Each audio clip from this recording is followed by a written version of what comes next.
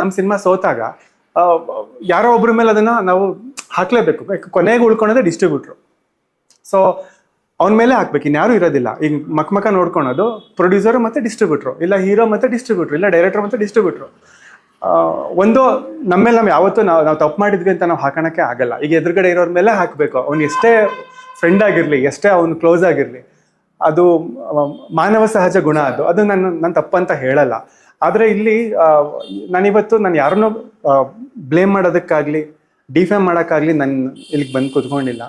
ಈ ಮನಸ್ಥಿತಿ ಇರಬಾರ್ದು, ಇದು ಈ ಥರ ಆಗಬಾರ್ದು, ಇನ್ನೊಬ್ಬರು ಹೊಣೆ ಮಾಡಬಾರ್ದು ಸಿನಿಮಾ ಸೋತಾಗ. ಅದನ್ನು ನಾನು ಖಂಡಿಸ್ತೀನಿ ಅಂತ ಘಂಟಾಘೋಷವಾಗಿ ಹೇಳಕ್ಕೆ ನಾನು ಬಂದಿದ್ದೀನಿ ಅಷ್ಟೇ. ಯಾಕಂದರೆ 50 ಥಿಯೇಟರ್ಸ್ 50 ಸ್ಕ್ರೀನ್ಸಲ್ಲಿ ನಾವು ಈ ಸಿನಿಮಾನ ರಿಲೀಸ್ ಮಾಡಿದ್ವಿ. ಒಬ್ಬ ಹೀರೋಗೆ, ಒಬ್ಬ ಆ್ಯಕ್ಟರ್ಗೆ, ಒಬ್ಬ ಡೈರೆಕ್ಟರ್ಗೆ 50 ಸ್ಕ್ರೀನ್ಸ್ ಬೇಕಾಗಿಲ್ಲ ಅವ್ನು ಪ್ರೂವ್ ಮಾಡ್ಕೊಳೋದಕ್ಕೆ. ಒಂದು ಸ್ಕ್ರೀನ್ ಇದ್ರೂ ಸಾಕು.